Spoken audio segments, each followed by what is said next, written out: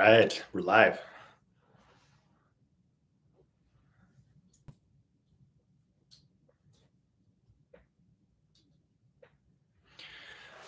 Welcome, guys. Get started in just a moment here.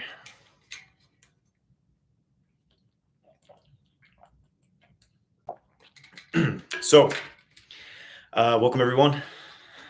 It's Thursday afternoon here in the US, and here to share some information with you guys and answer questions as well as always. I'm Johnathan White. I'm here to help you master your sexual energy so you can manifest your ideal life. And what I want to talk about a little bit before I get into answering you guys' questions is just kind of an overview of sexual kung fu. You know, the system of training in sexual kung fu. This may be kind of a refresher and a reminder for some of you of some of the foundations of this, and those of you who are new, it'll be kind of an overall an overview of the system that I train in and that I teach others as well. So sexual kung fu, of course, is kung fu is a term which a lot of people associate with martial arts, but really it's a skill that's developed, and it implies something that requires a lot of training, a lot of dedication, and consistent time spent, training in this art. It's an accomplishment over a period of time of dedicated training, basically, right? And so sexual kung fu is the art of mastering your sexual energy. It's training consistently over a period of time to master your sexual energy, your sexual impulses, and to use this as a power, to use this power as a source of fuel for your life, right? And I think it's very, very fitting in this age that we're in of instant gratification. A lot of people want things to be done at the push of a button. They want to just like take a pill and have everything done for them, right?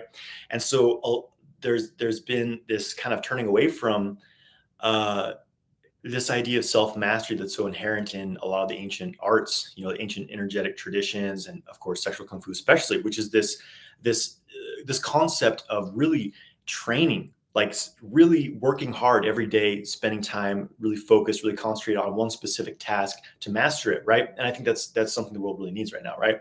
So sexual kung fu, obviously, as you guys heard me say before many times, our sexual energy is incredibly powerful. It's very, very potent. It drives so many decisions in our lives. It drives so many unconscious patterns in our lives, and um, most people don't realize that most of their life is being driven by this force of sexual energy. And so if you think about what has that impulse, that sexual drive made you do in your life, right? Usually a lot of unconscious things. But if you can take that force and redirect it in a way that you're able to choose what you put it into, choose what you amplify and multiply with that transformative power of sexual energy, it really it's life changing. It gives you this superpower to work with, basically, right? It's like you have this massive supply of energy. Everyone has this raw, powerful sexual energy, but most people are just, men especially, are just wasting it. They're ejaculating it frequently. They're losing it on a daily basis, and they can't hold on to it. They can't do anything with this energy because they're just throwing it away. So the idea of sexual kung fu is that we are creating a conscious relationship with this powerful sexual energy. And the first step is to stop wasting it, right? So you start holding onto your life force as a man, you stop ejaculating frequently. But there's a lot of, we could say, foundational steps that are necessary before we really start working with the sexual energy, because it's extremely powerful. And being the traumatized beings that we are growing up on this planet, most of us have some kind of many patterns of shame and guilt around sexuality, um, and all of these blockages of our sexual power. So it's like, for men especially, it's like there's this disconnect from the sexual organs, the sexual center with the rest of the body, so that there's only one pathway of expression for the sexual energy, and that's outwards. That the pattern for men is like some sort of sexual stimulation. They become aroused, and then they need to release that charge as soon as it builds up. They're uncomfortable with it. So preparing the body for sexual kung fu is very, very, very important. This is a major, actual focal point in the training. In my 12-week course, we spend several weeks just training the body to be able to safely hold sexual energy. Because if you just go straight into working with the sexual energy, it can be very overpowering for you. If your nervous system isn't ready for it, if you don't have we could say, the energetic infrastructure prepared for it, it's like running, 10,000 volts of energy through an old faulty circuit. It's just not going to be very safe. So uh, opening up more space in the body, clearing the blockages that are within the body, clearing the negative talk you have, the negative beliefs, limiting beliefs, the contractions, the tension patterns in your mind and body. Clearing those is very, very important. And then we learn the next kind of phase of sexual kung fu is to open up energy channels, because the body's full of all these energy channels, right? But as we start to age, our channels start to get a bit closed and we become very fixed. Like we get into rigid patterns of how our energy moves in our body, right? So there's often too much energy in some areas of the body and there's not enough in other areas. So we experience imbalances, right? Which is not very ideal for, learning to work with sexual energy in a full body way. So we open up channels. We start with the microcosmic orbit, this main pathway up the back of the body, down the front of the body. And that becomes a new route for the sexual energy to move through. That's the whole thing. This is extremely important to understand if you want to, as a man, practice semen retention and really start building sexual power safely. If you just, build up all this energy because you stop ejaculating, you practice retention, if you don't have another pathway for it to flow in, eventually it's going to create this pressure cooker type situation. And either you're going to, go back to your old habits of ejaculating to porn or whatever, shallow, one night stand sex, or, it makes you really, really angry, really, really irritable. You just feel stuck and stagnant, right? So opening up the pathways of the body, the energy meridians, is the remedy for this, because now you have a pathway and you can start to move the sexual energy through it, changing the form of the sexual energy, changing it into something more useful, pure creative energy, healing energy. So now it starts to move throughout your body. Now you become comfortable holding the experience of arousal in your mind and body. This is the problem a lot of men have, is that they're uncomfortable feeling aroused. They don't know how to ground that feeling. They don't know how to kind of harness that and channel it in another way.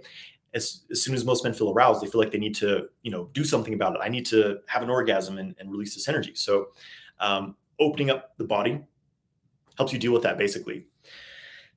And then then you learn to directly work with the sexual energies. You learn how to, first of all, move the sexual energy through these energy channels that you spent, some time opening up and working with, getting familiar with. And you learn how to redirect the orgasm. So as this sexual arousal is building up, whether you're, with a partner or you're self-stimulating, you learn to move this arousal out of the genitals. So it becomes this full body experience of sexual energy flow. And this is a completely different dynamic of experiencing sexual pleasure. Experiencing orgasm is a full body experience, this internal recycling of energy. And that really awakens all the energy centers of your body. You start to, working with this orbital pathway, and there's other pathways you can work with as well. Moving the aroused sexual energy through that starts to supercharge all the processes of the body. You bring it up into your heart, amplifies your emotional capacity, your loving capacity, your ability to connect and expand and become intuitive as well, right? Opening up the higher centers, the third eye, the crown, creating this experience of universal connection, enhancing your spiritual perception, enhancing your sight, your spiritual sight, we could say. So this is all what happens, right? And another important aspect of this training is it vastly improves your health, because for most people, one of the biggest drains on their energy in general, their Jing is your core vital essence. It's the essence of your physical body. And for men, ejaculatory orgasm is one of the main ways that they lose Jing. So if you're doing too much of this, you're basically it's like spending the money you have in your bank account at a reckless rate. It's gonna dry up eventually. So by practicing sexual kung fu, it dramatically improves how your energy is managed within your body, not just in a sexual way. Like that's the big part of it, obviously, is the sexual work, but you learn how to manage your energy outside of sex, like just your normal, day-to-day energy. Like most people are stressed out every day. Their mind is very scattered. They're ungrounded. They're disconnected from their body, and their energy is just leaking out of them. So there's a lot of qigong practices we do in sexual kung fu to basically program your energy to recycle internally, to connect with the earth, to create this container of grounding, and also creates this energy protection for yourself so that your energy really stays consolidated within your body, within your own field. And so there's so many benefits to this on so many levels. It's dramatically life-changing. I've explored many, many different paths. I've studied in many different systems over the past decade, and for me, the most powerful transformation, the most powerful results have come from training in sexual kung fu. Not just the sexual practices, but the foundation of, qigong, breath work, meditation practices, preparing the mind and body, and then incorporating the sexual energy. And it dramatically improved all aspects of my life, my health, my energy levels, my confidence, my creativity, my abundance, my spiritual path. Everything has been tremendously harmonized, amplified, and balanced through this. So anyways, I'm just sharing this with you guys. Again, for some of you, you may be new, and this will be new for you. Some of you have been hearing me say this for years, but just, it's like a reminder of like, what are we doing? Why are we doing this, right? To have more enjoyment in our lives. First of all, more health, more balance, more orgasmic experience in a sustainable way, right? But also to have more creative ability to truly create the life that we want. Because it's difficult to truly manifest what you want in your life when you are not, when your mind is very scattered, when you're not able to stay focused on one thing, when your energy is just leaking all over the place, when you're addicted to vices, you're recklessly spending your sexual energy, it's very difficult to kind of get your life under control, right? That was the biggest thing I noticed was once I started doing this work, how much I would say my intent, how much it improved. Like I started becoming very, very intentional. Like, what am I doing right now? Like, what am I working towards? Like, what am I trying to accomplish?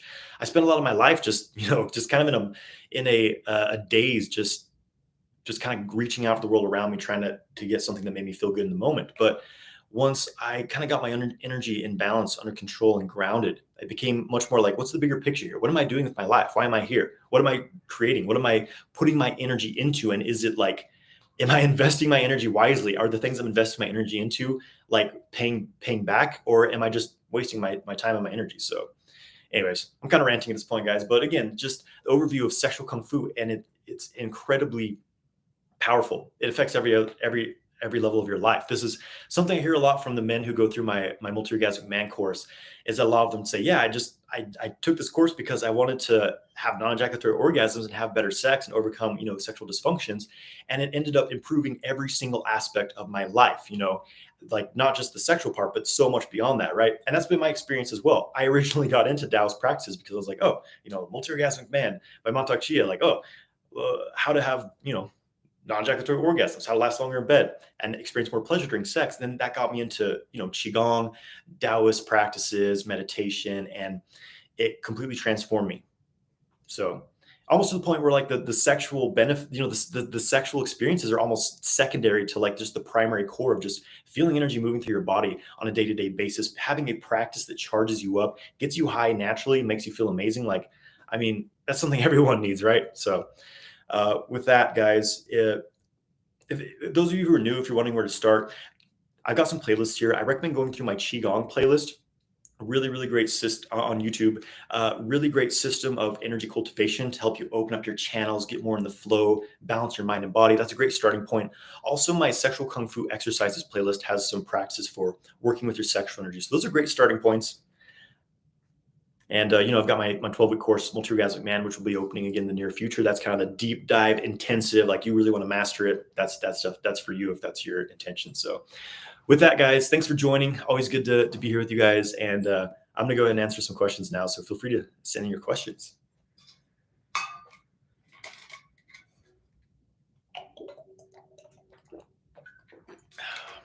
Hope you guys are having a good winter. Those of you who are in the North Hemisphere, I mean, technically we're still in autumn, but according to Chinese, kind of the Taoist philosophy, the Chinese medicine thing is that the seasons, like the equinoxes and the solstices, are actually the middle point of the seasons, right?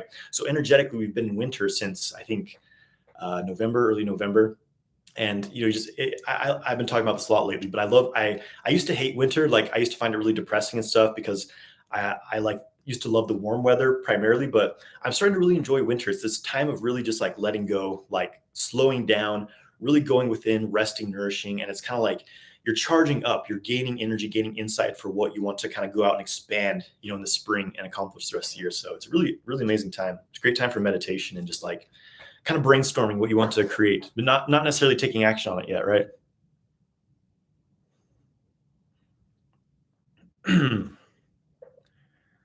Red Hawk Sun says, would you masturbate if you didn't have a girlfriend? Well, for me, I used masturbation, or self-cultivation, as I like to call it, as a tool for learning to basically understand my sexual energy, how to work with it, how to manage my arousal, how to have non-ejaculatory orgasms. So for me, it was kind of a training tool. It wasn't Masturbation is a word I don't really like to use because it has a lot of like often has a lot of negative connotations around it, right? It can be this kind of shameful, guilty thing. So I would say self pleasure as like a vice, like okay, like you're feeling empty inside, you're feeling just like something to make to give you just a quick fix. Like, okay, I'm just gonna like sit, watch some porn, jerk off really quick, kind of get off. That's quite different than actually cultivating sexual energy, right? In the context would be simply feeling your body, doing a little practice, maybe getting the energy moving, opening up your energy channels, and then self pleasuring very mindfully, not using porn, not using fantasy, just feeling your body and moving that energy through your body as you become aroused. You can bring it to the organs, charging them up, bring it to the dantian, building your chi, and you don't ejaculate at the end. That's a very, very different experience, and that is incredibly beneficial. So, yes, I did a lot of that when I was single, and that trained me to learn how to really work with sexual energy. And I developed a lot of mastery by using that.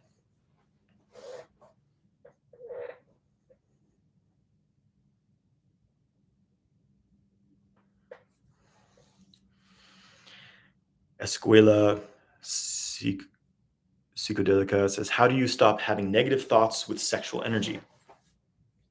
I'm not sure if you mean like negative thoughts as in like you feel negatively about your sexual energy, your sexuality, or like you feel like when you're aroused, then you're having thoughts you consider negative. So I'm not exactly sure what you mean precisely by that, but for me, negative thinking, negative thought patterns in general, they're patterns in your body. They're patterns in your energy body, right?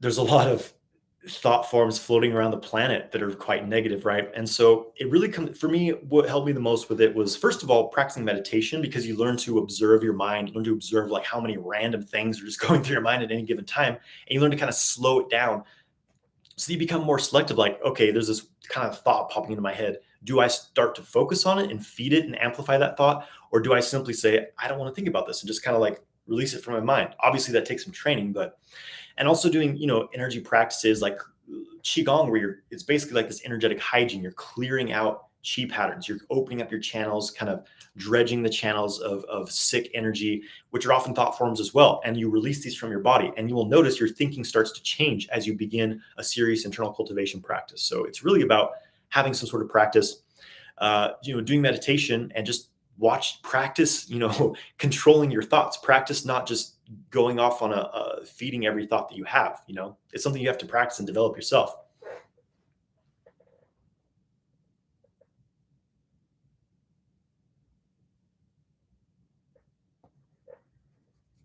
But yeah, basically let go of thoughts that don't serve you. Like if it's not making you feel good, if it's this weird negative self-talk, it's telling you you're not good enough, or like just these weird things, like don't do it. Say, okay, I appreciate your concern, but I don't need this.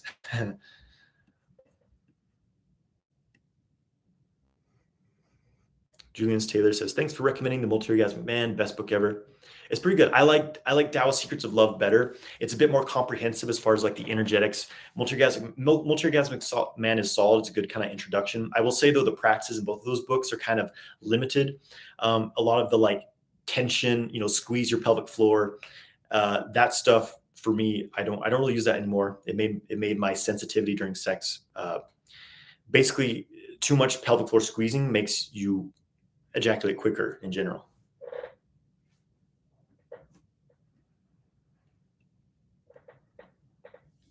Francisco Beckman says, "How to practice yin yang? How to balance yin and yang when you're only practicing solo cultivation?" That's a good question. So yeah, as I was talking about this, if you don't have a partner, you can practice self cultivation to start working with your sexual energy and how it flows and learn to become multi-orgasmic. But the thing for men is that yes, our sexual energy is very, very fiery, and if you don't balance that energy with yin, then it can become excessively fiery, right? Or if you're practicing, cultivating sexual energy in general for men, you have to for men, you have to be aware of this yin yang balance within yourself. Basically, you need to increase the amount of yin that you have. So, spend time in nature. That's really important. Getting your feet on the earth, touching the trees, just feeling the earth, connecting with the energy field of the earth. It's very yin, very, very grounding, very supportive of your yang energy. Um, Spending time in the water, especially like cold water, doing like cold showers, ice baths. I like to do ice baths. Um, eating cooling foods, more stillness. There's ways you can supplement your yin, and that's definitely what you want to focus on if you are doing a lot of soul cultivation as a man.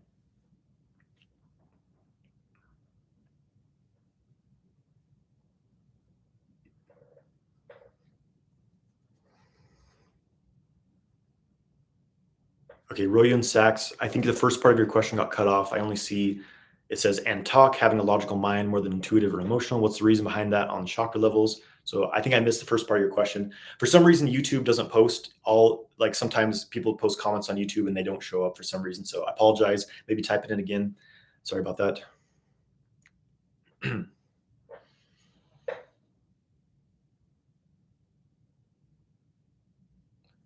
Deezer Creative Type says, what if there's no nature because it's a cyberpunk metropolis? I mean, it's very rare that you're anywhere in the world that you can't be in nature within an hour or two, right? I mean, even major metropolitan areas have parks. So that's, when I was living in I had, a little apartment in the city. I would ride my bike to the park every day, do my practice there, and I would get a lot of yin energy from connecting with the earth. So you can always find a way to get some nature time and maybe adjust your lifestyle so that you're supported by having access to nature. That's, one of my priorities.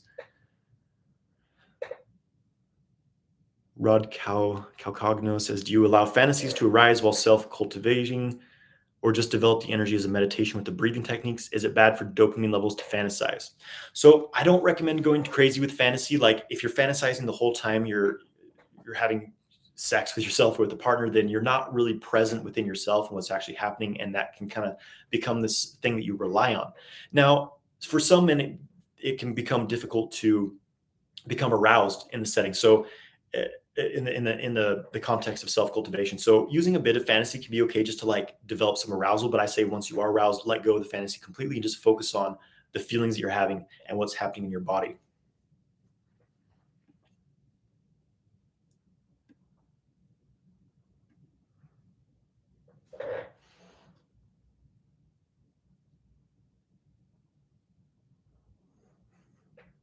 Okay. Amen. Idreb says, how to release and circulate the built up sexual energy when in semen retention? Physically, it's felt like a sensation of tension in the mid and lower ab area and pelvic floor too sometimes. So this is basically what I was talking about one of the most important aspects if you're going to practice semen retention is you have an energy circulation practice. Without this, it's almost guaranteed that you're going to have some kind of energy stagnation issues. Energy gets stuck. Energy needs to be constantly flowing, right? Like water, if it becomes stagnant, it starts to become rotten, right? So same thing with your energy. You want to keep it moving. So this is the most important thing. Use the testicle breathing practice. I have a guided practice on YouTube. Breathing through your body. And also that tension you're talking about, kind of the core and the pelvic floor area, that's common as well. Practicing reverse Kegels helps to release those tension patterns. Also doing like some, really stretching, opening up the hip area, like squats, Hindi squats, butterfly stretches, things like that to really open up the pelvic floor is very important. And that will improve your ejaculation control as well.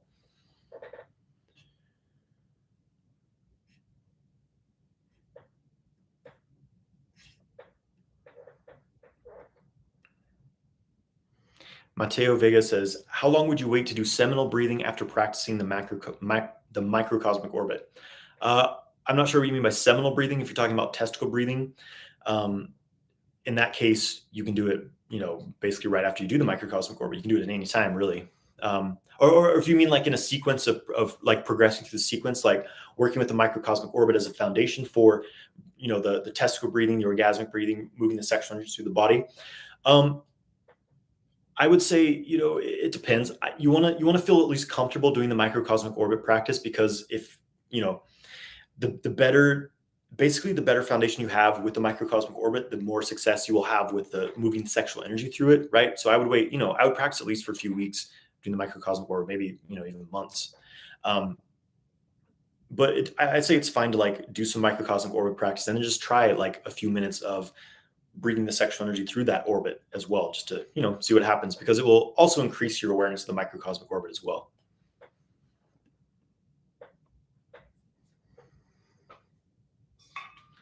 Derek Trevino, what's up, brother? Derek says, saw your video on cardio for better erection quality. Curious to know what your weekly workout routine is like. Recently, I've been doing a 4-day workout routine. And I mean, this is different from like my practice. We could say like a lot of my practices are workouts, like some of the internal martial arts stuff I'm doing, Jian Zhuang practice, holding these postures for long periods of time. But other than that, which I'm doing that stuff every day for like hours, but my actual like physical workout practice, 4 days at the gym. Right now, I'm doing basically 2 days upper body split and 2 days lower body split. So, I'll do basically all my upper body exercises doubled. Let me narrow it down here. So one day I'm doing like, I'll do, bench presses, rows, triceps, biceps, shoulder pull downs, shoulder presses. So just like one set or one set exercise. So anyways, I'm doing that one day, and then I'm doing like 30 minutes of cardio after that. And then the next day I do legs. So I'll do leg exercises, do 30 minutes of cardio, rest day, and then I do basically the same thing but different exercises. So and 30 minutes of cardio at the end as well. So that's been my workout routine 4 days a week. It's been intense. Sometimes I need to take extra rest days. I was doing 3 workouts a week before, but I was just kind of upping the intensity. So that's what I'm doing right now.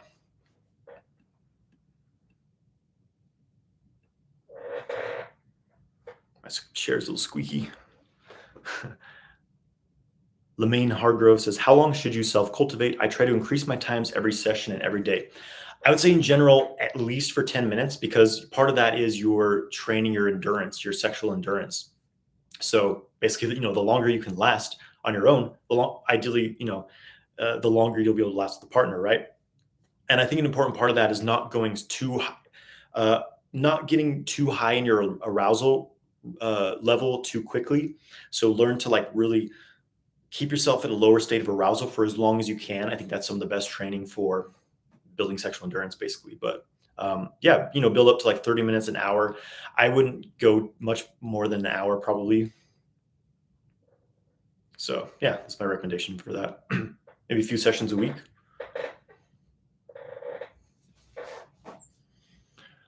Rod Calgagno says, how do you use the pumpkin seeds for sexual improvements? You cook them or eat them raw? Thanks for the answers. In general, I actually kind of sprout my pumpkin seeds. For a lot of like seeds and nuts, soaking them in water overnight helps to like, it basically starts the sprouting process. And so they release some of the, some nuts and seeds have like harmful kind of toxins in them actually to like protect it, right? And so the sprouting process removes a lot of that and activates some of the nutrients. So it just makes it a bit more bioavailable and better digestion with it. So in general, I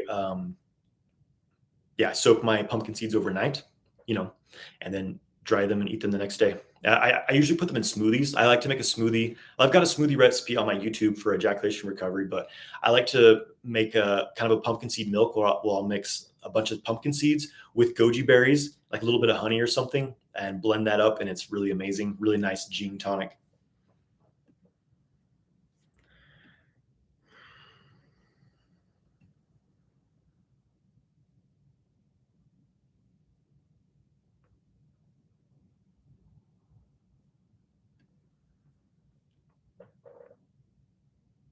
Francisco Beckman says, is it better to practice dantian breathing after qigong? Good question. It doesn't really matter, but in general, I do my movement standing practices, my qigong practice before I do my sitting practice, just because I find that when I do that, by the time I do the sitting practice, I'm like really charged up, really everything's just like flowing, and it's really easy for me just to like settle down into a deep, alpha theta meditative state.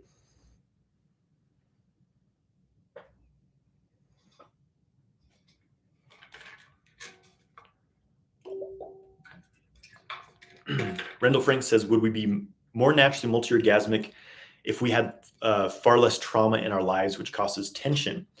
I mean, this is something I've talked about a lot, is like the porn conditioning for men is one of the reasons why men solely experience ejaculatory orgasms. When I had discovered masturbation as a young teen, I had dry orgasms. I didn't ejaculate, and I was almost like, oh, something's wrong, because I'm watching porn and this stuff's like shooting out of these guys' penises at the end. So that's supposed to happen. And eventually it did happen. I was like, all right, I'm doing it right now. And so, I became focused on that. So yeah, I again, how we're conditioned to experience sex and sexuality, if we were like taught that it's something sacred and beautiful and energetic, and that it's not, outside just the context of like porn conditioning, if we were more educated about our bodies, especially our energetic potential younger in our lives, then I think it would be very, very easy for men to naturally be multi-orgasmic.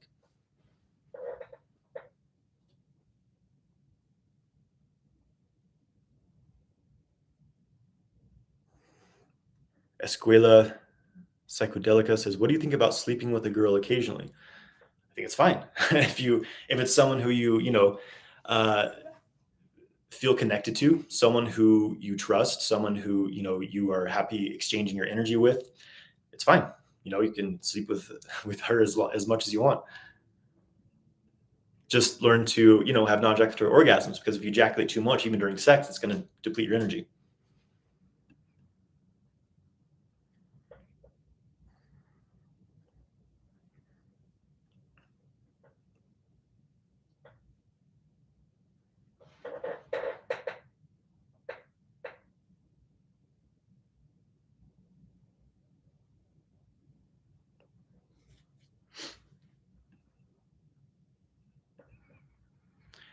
CJ says, hey, any good tips for autoimmune disease like rheumatoid? Want to quit pharmaceuticals, but have tried nearly all.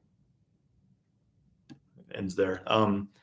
Tried nearly all pharmaceuticals. Yeah. So I'm not a doctor. I'm not qualified to give, medical advice. So I have to be careful about these kinds of questions. But um, I don't know about this,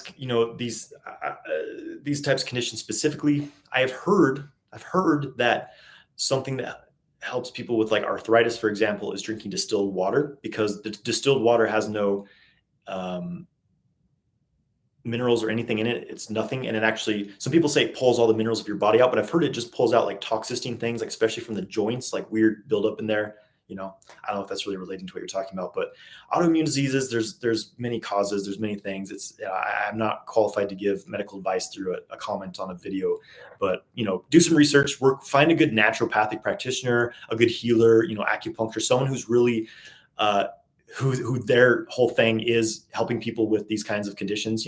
I'm teaching sexual kung fu. I'm not a doctor, but yeah, find someone who's a good naturopath or something, and can help you with that, basically. But I will say a lot of pharmaceutical, things make things worse for a lot of people.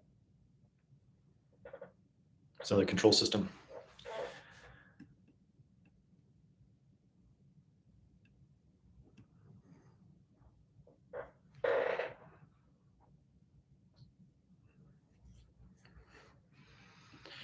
Jovan says, every time I practice the microcosmic orbit, I feel the chills everywhere. Is that my energy flowing? I can't tell. I don't feel any different.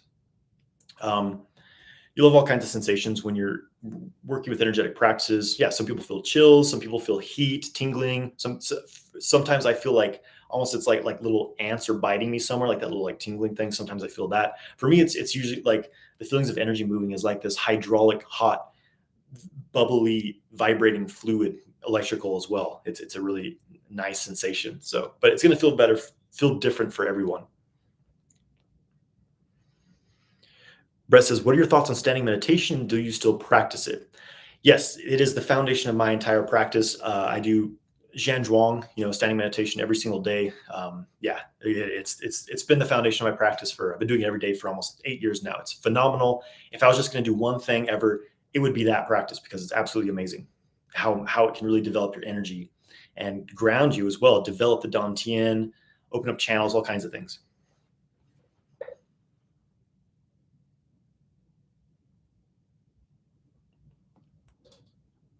Deezer Creative Type says, what's the best food for sexual performance? I mean, in general, there's foods that will help your sexual vitality, right? So like hormone support, getting foods that are rich in like minerals. I would say some sexual superfoods for men. Goji berries is my number one. I feel an obvious difference if I eating goji berries or if I'm not eating goji berries. Maca root's great as well. For blood flow, watermelon is amazing, has citrulline in it, which is a precursor to arginine, which releases nitric oxide in your body, in your blood vessels. Um, pumpkin seeds are great. Yeah, black sesame seeds are amazing also. Those are some good ones. Okay, Seven Sins, I see you emailed me a question.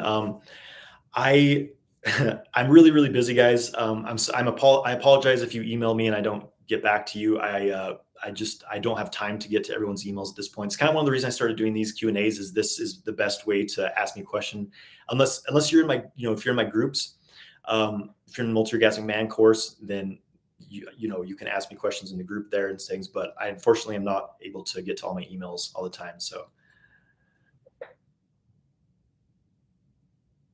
the next Goku Forest says, I started semen retention, but every time after about 3 weeks or so, I will have a wet dream. I feel like I'm being robbed by a succubus demon. Any advice? So here's the thing. A lot of guys get into semen retention expecting that they're going to go the rest of their lives without ejaculating, but it's not really how it works. Your body, the semen does not live forever. Eventually it dies and the body does something with it. It either reabsorbs the nutrients, it ejaculates it out in your sleep, it's a wet dream, or you lose it through your urine, things like that. So understand that, especially if you're young, like if you're in your 20s or 30s, like it probably just means that that's the duration that your body wants to go until it releases that old fluid to create new fluid, right? That's how it works. It's cyclic, right? So understand that maybe that's just like your period is like 3 weeks of retention, and then you release the old fluid and start over again.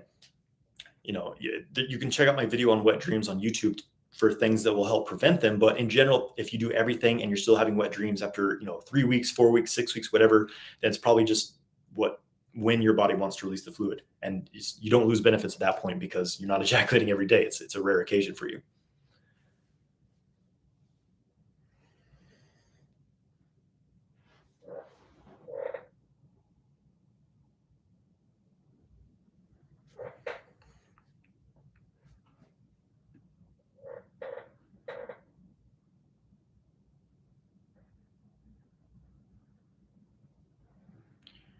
Okay.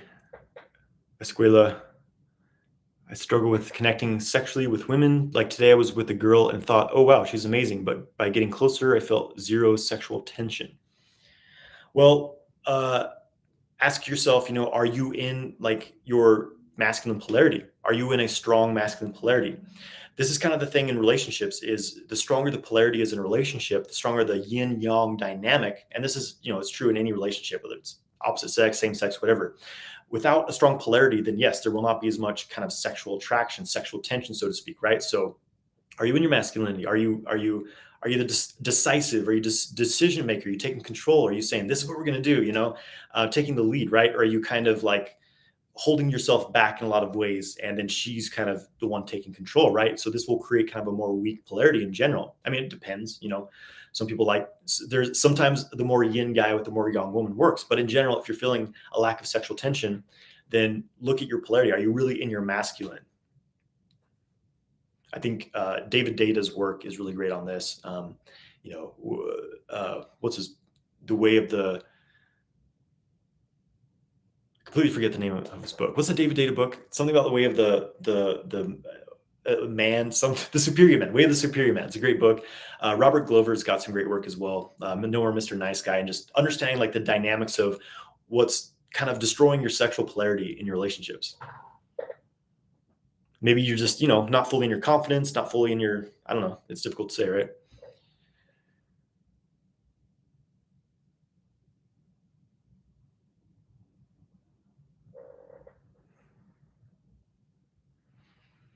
Okay, Pranayando says, what should it be the perspective if I feel guilty or empty when I masturbate? Well, like, I'm not sure if you're saying when you do masturbate, then it makes you feel guilty or empty, or if you're approaching masturbation because you feel empty and guilty, but in general, I mean, this comes down to, this is why for me, and sexual kung fu, sexual direct working with your sexual energy, like self-pleasure, self-stimulation. It's just one part of a system. So there's all these other practices we're doing in sexual kung fu to build up your energy, to balance your mind and body, to connect with the life force, to feel, so you start feeling good. You start to clear these patterns of guilt, of shame, of lack, and you start to feel this abundant flow of energy within yourself, and you feel good, right? And then you're ready to go, like, experience some sexual pleasure because you're charged up, and now you're in a kind of a better place to start working with that energy. So maybe it just means you need a bit more foundational work before you start working with the sexual, directly with your aroused sexual energy. Go through my YouTube playlist, sexual kung fu exercises and my qigong exercises. Thinking is in the box says meat is the correct answer to that question. I think you're talking about the for sexual performance. It can be, it depends on people's body type. Some people do really well with lots of meat. Some people do better with more plants in their diet. It really depends. And also understanding that only if it's clean meat, right? Most of the meat on, you find in stores and things like that is extremely nasty. The diets of the animals raised, loaded with antibiotics and stuff. They soak meat in all kinds of stuff to keep it from rotting in the shelves. So understand that. But yes, if you're like getting clean meat, like pasture raised, happy animals, then yes, that can be very, very good for your gene. And I do eat meats like that, and organ meats as well. But if it's like the tortured animals that had really poor diets, it's you don't want to put that in your system.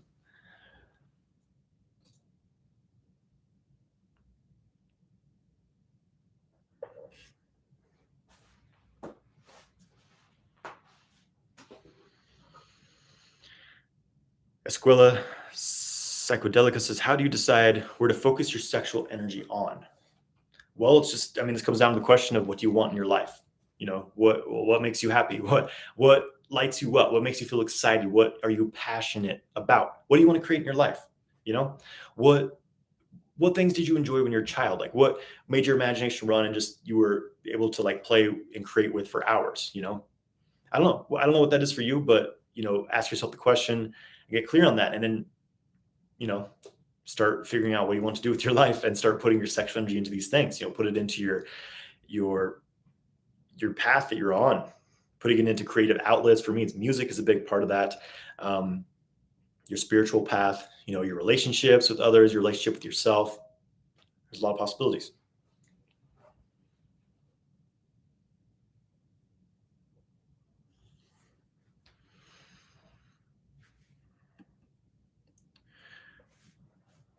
Let me grab a drink of water here.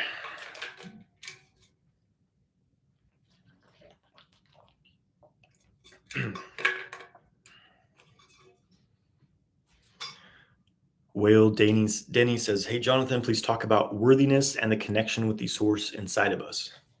Well, yeah, man, here's the thing is like, this is the trap a lot of people get into in, kind of like religions and guru worship, is that they think that a lot of these systems like place them at the very, very bottom of this pyramid. It's like, you're a piece of shit. You're here at the bottom, you're horrible. You did something wrong in a past life, and you're here because you fucked up. Right. And it's just this very unempowering story of like, if you want even a chance of like connecting to divinity, connecting to source, you have to go to this priest, you have to give him a bunch of money, or you have to devote your life to this guru. And then maybe he'll, talk to the divine for you. And maybe you'll get like a little scrap of some enlightenment from him. Right. I don't find that to be a very empowering story. I think it's a control system. And the truth is that we are all directly connected to the source of all creation, and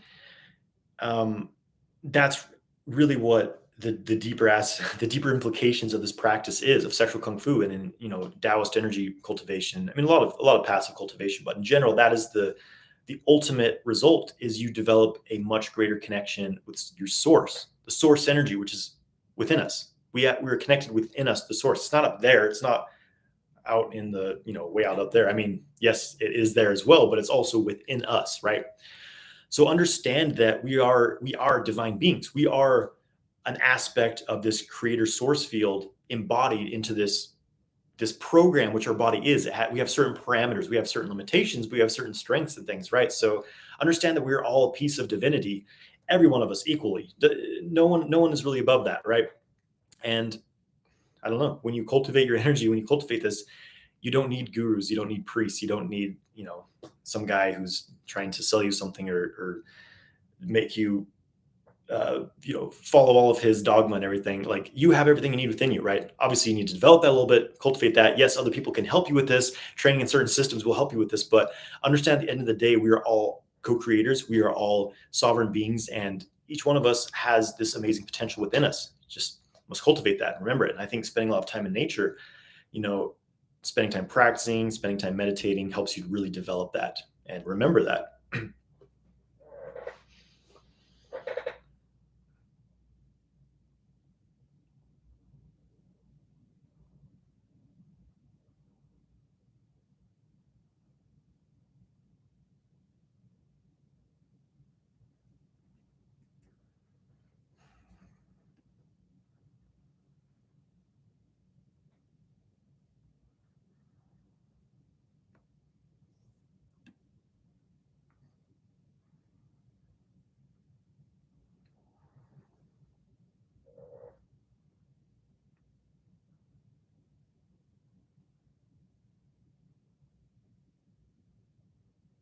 Okay.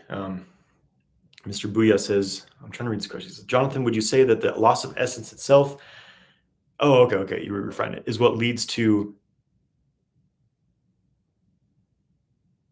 just, I'm a little confused by the question. It leads to corning, just erectile dysfunction, or is it more of the rewiring of the brain, porn-induced erectile dysfunction? I'm not sure if the question is if the like excessive ejaculation is what's causing like erection issues, or if it's the looking at the porn and like the dopamine stuff in the brain. Is that what you were asking? Maybe I'll come back to that in a second to make sure I have your question right. But from what I understand, you're asking if it's the excessive ejaculating that's causing erection issues, or if it's the like the porn and the overstimulation of the brain receptors and things like that. Is that what you're asking? Liar1 says, do you keep a diary of the various practices you do each day? I mean, I've never really been the journaling type. Like, I've tried journaling and keeping it. It's just really boring to me. Like, I don't know. It's not my thing. So no, not really. But I know what I'm doing, and I keep track of the practices I'm doing. I'm more like, somehow I'm able to organize all this stuff in my head. I don't know. I'm weird. It's like I used to be I was a guitar instructor for like kids at this music academy. This was one of the last kind of jobs I had. And I'd never kept a schedule like written down anywhere of like when my students were coming in, but like I just knew it all in my head. I was like, yep, I have this student this time. This, I don't know. So I'm like, I don't know, I'm unorganized, but somehow I'm organized at the same time. It's like I have this weird intuitive ability with it. So I don't know. But in general, I keep track of what I'm doing, and I have very specific systematic approach to my training. But no, I don't really keep a diary. I keep a dream journal though. I like to journal my dreams because it helps with dream recall. So that's, sometimes I do it in that way, I guess, but not with my practices. I like to just do my practice and be done with it.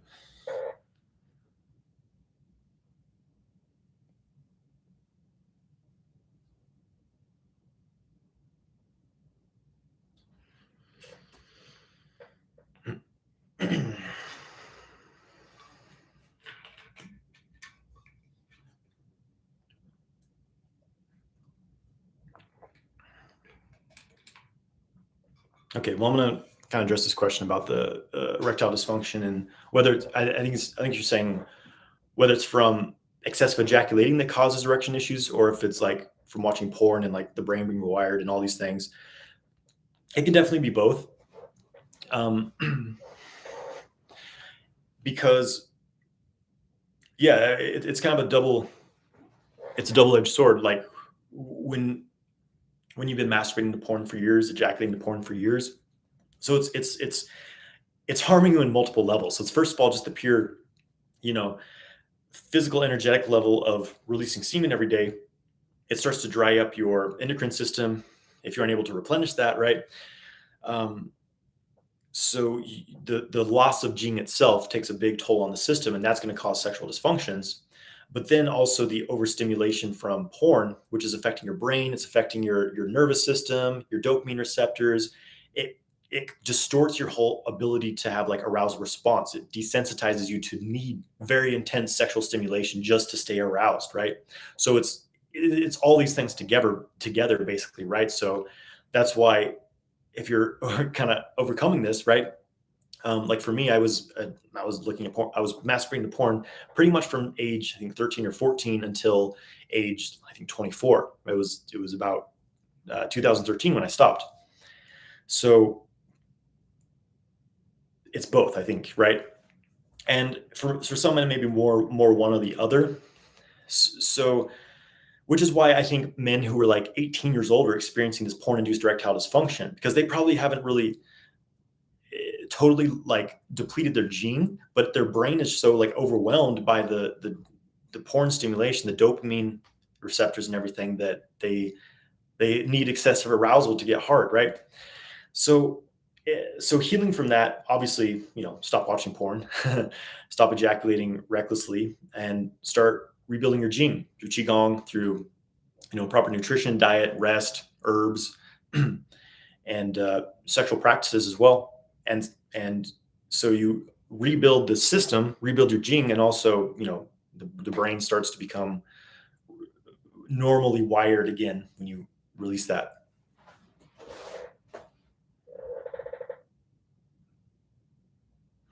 And then Denson asks, can one restore that gene and chi naturally? In some sense, yes. The thing with Jing is that, I mean, there's different perspectives on this. Some say that you can never recover your Jing. It's like this idea that we were born with so much, and once we spend it, it's gone, right? There's some say that we can rebuild the Jing through like alchemical practices, right?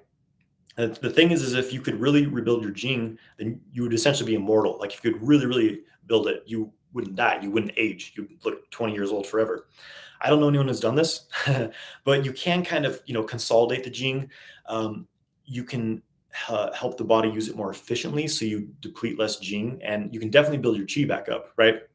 So you can overall increase your vitality, increase your kidney, build your kidney energy back up, which this really relates to. But can you really recover your Jing? I don't know. But again, I went from like total depletion in my early 20s to, I feel pretty good. I'm 32 right now, and I have, more vitality than I did when I was 18 in a lot of ways.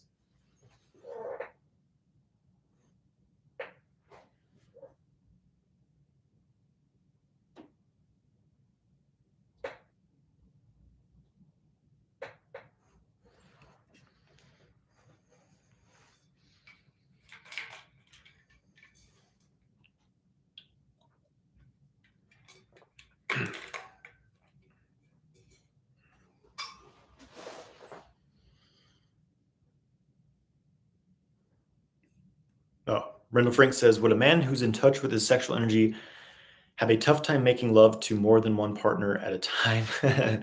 um, Probably not.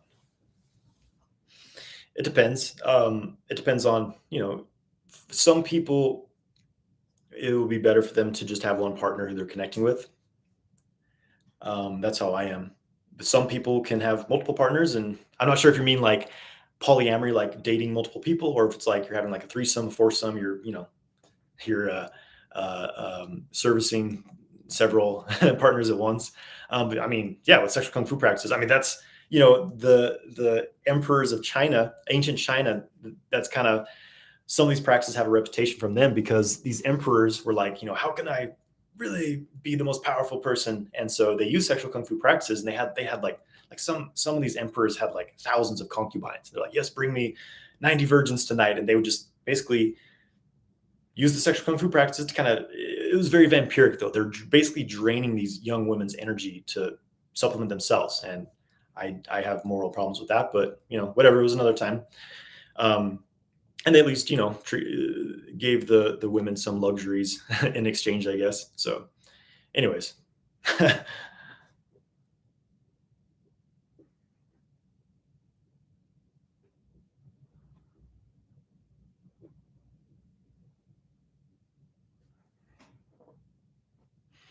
YOLO Boy 856 says, when you exhale, should your tongue be touching the upper part of your mouth, or can you do a demonstration how to do it? Well, when you're working with the microcosmic orbit, you want to have your tongue up against the roof of the mouth, because that connects the circuits, front and back circuit. So if you're working with the orbit pathway, then yes, you want to keep your tongue up there. It doesn't matter, it's not specifically important if it's when you're inhale or your exhale, just when you're working with that part of the channel, right? The connection from the the due to the my, or sorry, the due to the ren. But in like a sexual context, if you're running the orbit, you're having sex, obviously, you can't, maybe your tongue's in your partner's mouth, so you can't touch the roof of the mouth. Don't worry too much about it. But then you're linking your orbits together, right? So yeah.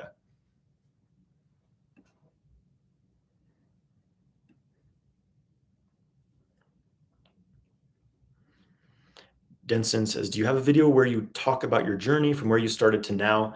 I did make a journey. I think it was actually called My Journey Learning Sexual Kung Fu or something like that. I also made one on like my experience with energy cultivation practices, studying that. So they're somewhere back in my vast library of videos on YouTube.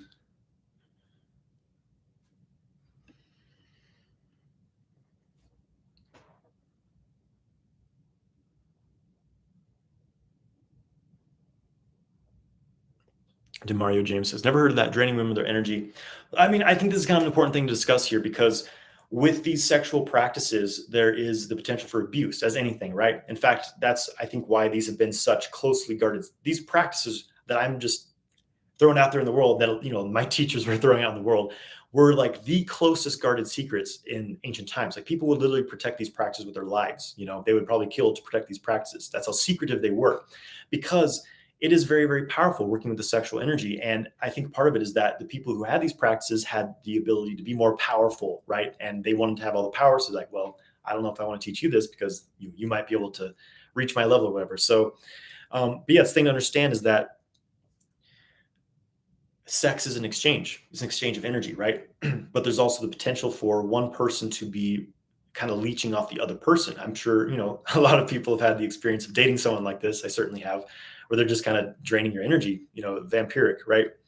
And this is the kind of thing of the dual cultivation path where if only one partner is doing the work, one partner is really doing the work, they're like clearing themselves, they're keeping themselves in harmony and balance and, all this stuff. But the other partner is like, just living a very unconscious lifestyle. They're stressed out all the time. They're getting drunk every night. They're just doing weird things. Then they're gonna pull on that other partner's energy to fill themselves up. So,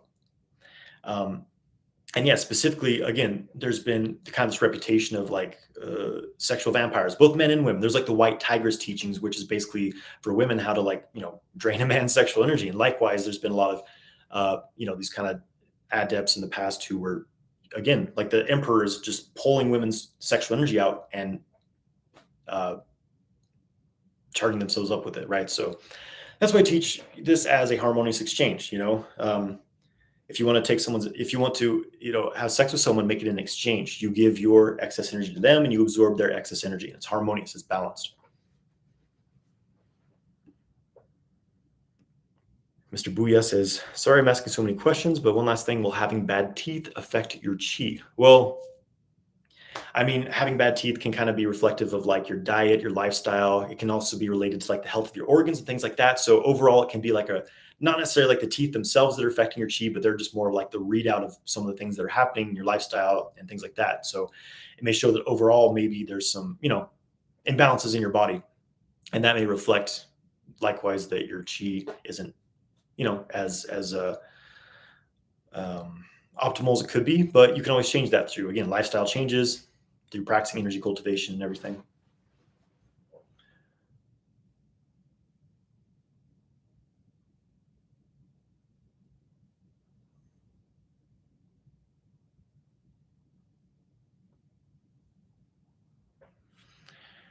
BK Beatty says, how do you create and maintain your schedule? You're talking about like my work schedule or my practice schedule? I mean, I don't like to be too rigid with it. Like I can't like plan out my week, everything like, okay, I tried doing that where I was like trying to micromanage everything that's happening in my day, but I don't like being too controlling of it. But my practice, I am very, very kind of, organized and almost maybe a bit militaristic about, because again, I have my 2 to 3 hour daily practice, right?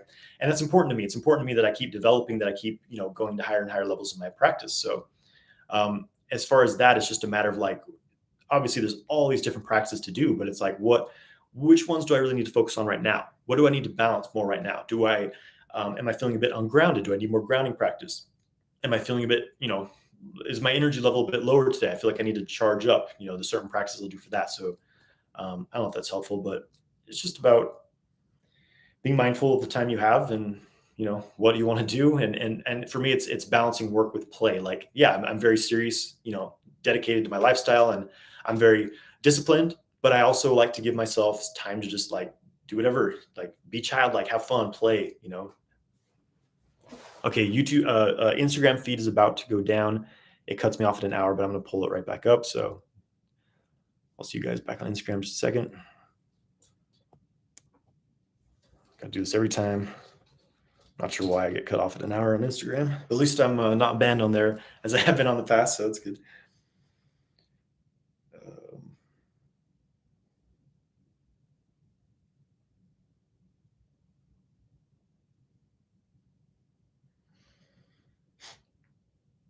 Give me 1 second, YouTube.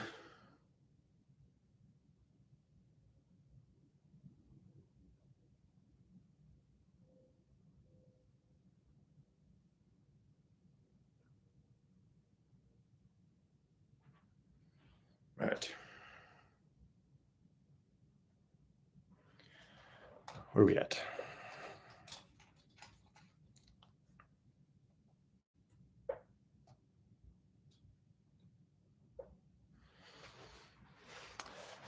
Mr. Booyah says, "Do you find marijuana to be destructive?" Good question, fair question, and it's I know it's popular. It's a popular vice, and it can be an ally as well. I wouldn't say that I think marijuana is destructive. Um, it's just it can be a tool. It can definitely be kind of a hindrance for people, but it's just like anything, right? Um, Again, it's a plant. Let's be real. It's a plant.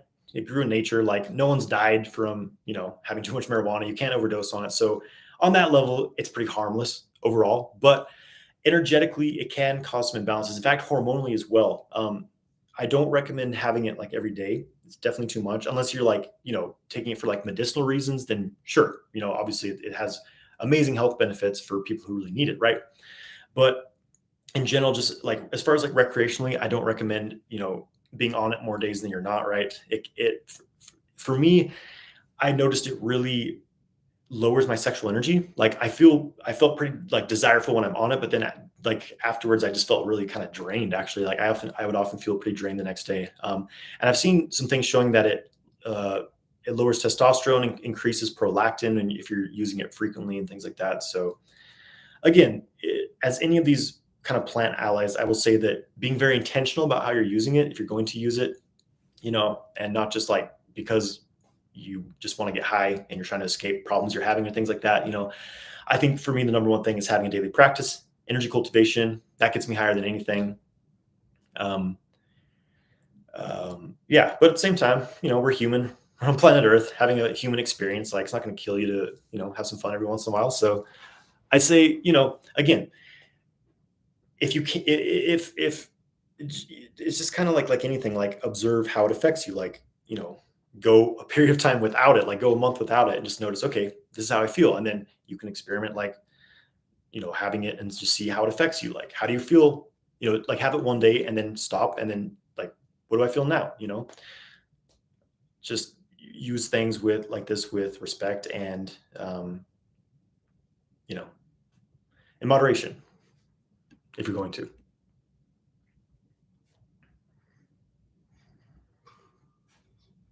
Talking about marijuana. Marijuana. I will say, it really like I started smoking weed when I was like, man, I was like 15. I was kind of young.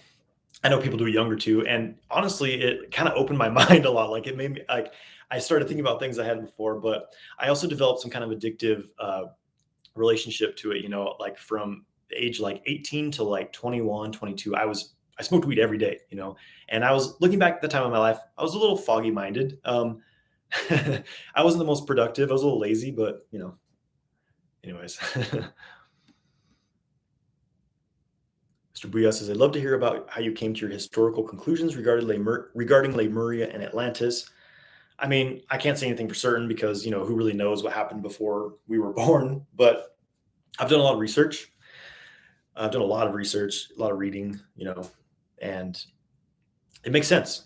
If you look at like Plato's description, the Greek philosopher, his descriptions of this continent, this lost continent, and all kinds of things. There's a lot of really, really interesting evidence about, ancient, advanced, very, very, very advanced civilizations. Like we haven't even touched what some of the ancient civilizations were here on the planet before us, right? And we're in this cycle of technological advancement, accelerating faster than our spiritual development, which is very, very dangerous. But anyways.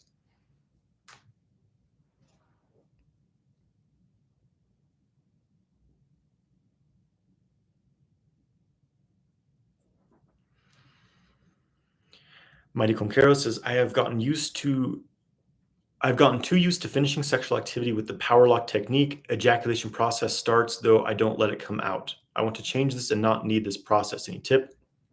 Well, basically, don't go all the way to the point of no return. You don't go to 100% on the scale, right? It's like learn to keep your arousal at a lower rate. I like to stay at about 70% of, on a scale of 1 to 10 to the point of no return. I like to stay mostly about a 70% during sex. Feels best to me. And sometimes I'll hit like 80, 90 towards the end, but that's kind of just don't go towards the point of no return and you won't ejaculate, basically, right?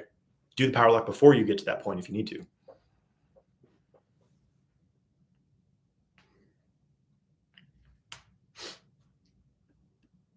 Rendell Frank says, do you think with semen retention and cultivation, we could live hundreds of years like some of those ancient masters? Yeah, I mean, those are some tools, definitely. There's so many factors, so many things bombarding our health. It's like our everything. Our food is laced with nasty stuff. Our water, public drinking water supplies, they're pouring like neurotoxins in them. They're spraying weird things in the sky. I mean, you just look out in the sky. They've been spraying the crap out of where I live recently. There's a lot of factors against us, right? But yes, if we live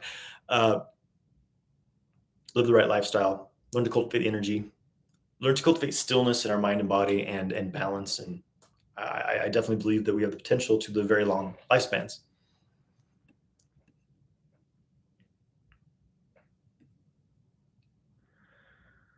The Phoenix Solar Sun Warrior says, what about energy vampires that attack you in your dreams for your energy? Do you know anything on this? Yeah, I mean, I've experienced this at least once in my life. And I think that a lot of guys kind of have this, like, just because you had a wet dream doesn't mean that you're under a psychic attack. For probably 95, 99% of the time, your body just like was ready to release, or maybe you had too many sexual thoughts. You're not allowing yourself to have the orgasms that you want. You're not really reaching your sexual desire to completion. For the majority of the time, that's what's causing wet dreams, or like you're too hot at night. But there's a very, very small chance that it could be a legitimate, like, weird entity feeding off of you, right? I experienced this definitely at least one time, right? I was, interestingly, it was one of the last times I looked at porn. This was many years ago. And I was actually staying, I was visiting my family, staying at my parents' house, and I was sleeping in a room in the basement. And as I was drifting off to sleep, it was like I had this almost like television screen vision. Like I was in the room next to me, and there's like this ghostly figure, like just like emerging. It was almost like The Ring or something. These weird movies, like this really creepy looking figure just emerged, and like all of a sudden I like jolted awake. I was like, what the, it was a little creepy, right? And then I fell asleep and had this dream of this being like I was having sex with, and had a wet dream. So maybe that was a legitimate, succubus, energy vampire, whatever, or it was just a dream. I don't know. But don't be too paranoid about the stuff. If you're doing like any sort of energy cultivation, this won't really be an issue because you have strong energy boundaries, right?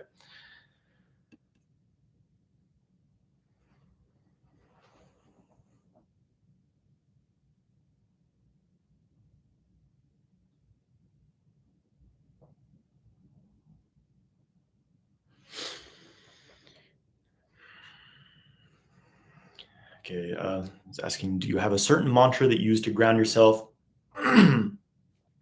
Sometimes I'll use some kind of mantra type practices. There's certain tones and things I will use. But for me, the most effective thing for grounding is to like ground, sink into the earth. Zhan Zhuang type practice, sung, sink the chi, connect to the earth, feel my feet on the earth, and ground that way. That's what helps me to ground the most personally. And if I'm using like toning, it's not really like a specific mantra. I don't think the mantras themselves are always specifically that important. It's more just the tone you're creating, like where you're vibrating in your body, right? Different vowels will create different vibrations throughout your body. Randall Frank says, "How often do you visit the beach, and how cleansing can its waters be, in your opinion?" Well, I live about a 10-hour drive from any beach, maybe longer than that, probably like 12 hours. I haven't been to the ocean, and actually, it's been a while now. When was the last time I was at the ocean? Probably when I was in Florida. I like the ocean; it's great, but yeah, it's very cleansing. It's very nice. It's nice to be in the ocean waters, but really, any body of water can be very cleansing. I mean, there's many ways to cleanse. I like to be around water in general. I like to jump in the river.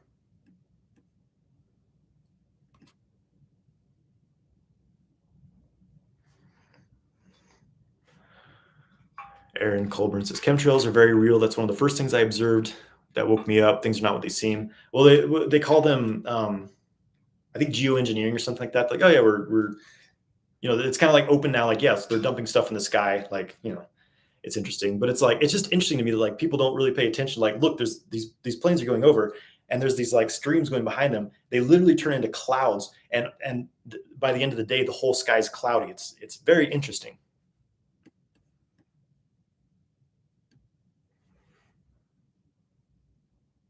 Johnny Flo, what's up, brother?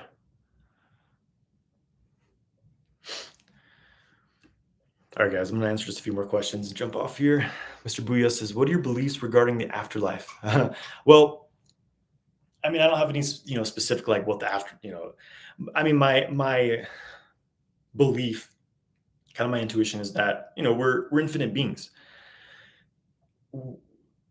and that this life that we're in is it's a very transient experience, honestly, in the kind of the vast infiniteness that consciousness really is. We are consciousness, and it's the consciousness that's creating this body, not the other way around. And so when we die, yeah, we become detached from our physical body. I mean, if you've ever had an out of body experience, if you've ever had a near death experience or something, it's just like you understand that like your consciousness is not bound to this body. So when this body dies, it's not the end of anything. It's a transformation. We are ancient beings. So what happens when I die, I don't exactly know. I have a feeling it's going to be like very kind of a sense. Like I had a near death experience. I was basically drowning in the ocean when I was in Maui, and at first it was like this. I was swimming in a really sketchy spot. This deep current took me. I was getting like slammed against rocks, and literally like breathing in water. I'm like, oh shit, I'm gonna die. And at first it was like this terror. It was like, no, this couldn't be happening now. This can't be the time I'm gonna die. Then it was eventually like, well, all right. And it was like this deep peace, this like really, really profound, deep peace I started to feel. It was like as I just went into this like this really, it was a really nice feeling. And then someone jumped in the water, pulled me out. A trained lifeguard pulled me out, and was like, oh, all right. So I don't know. I'm not afraid of death, and I think that it's honestly probably going to be a very enjoyable experience, honestly. And what happens next, I don't know, but I imagine it's kind of like waking up in a dream. It's like if you ever had a dream that's like whenever you're in a dream, it's just like right now, like you're so kind of fixed in like what you're experiencing. You're like, this is it. This is what's real, right?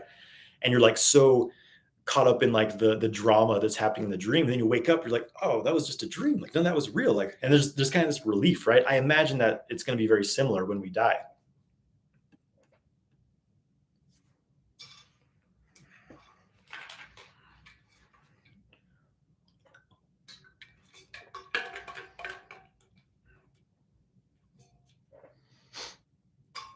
Osmond says, "Do I put the roof on the tongue? Do I put the tongue on the roof of the mouth while cultivating?" In general, yes. When I'm doing any sort of energetic practice, I mean, my tongue pretty much naturally stays there now, just because years of practice, working the microcosmic orbit just became a natural resting point for my tongue, which I've heard is actually good for like your overall, things in your mouth, things in your mouth. It's good for. Yeah. So I recommend while cultivating that you place your tongue against the roof of the mouth.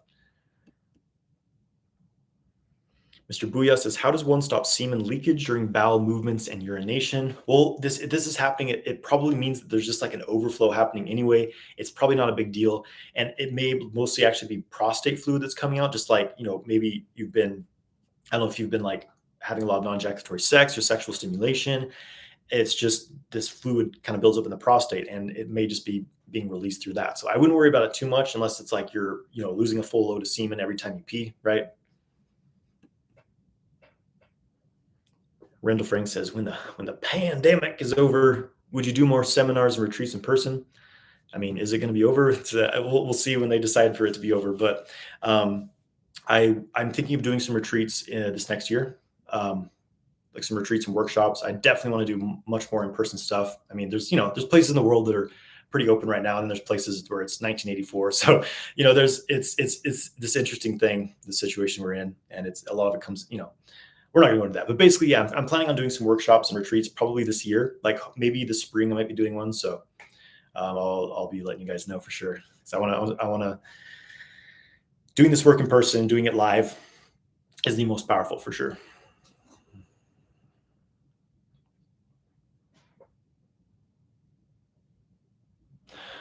Okay, guys. Thanks for joining. Good to see you all. Thanks for joining as always. And I'm not sure if I'm going to be going live next week. We'll see. I'll let you guys know beforehand. But take care and have a great rest of your week. I'll see you guys. Delebi, yes, I do lift weights. All right, take care, guys. See you next time.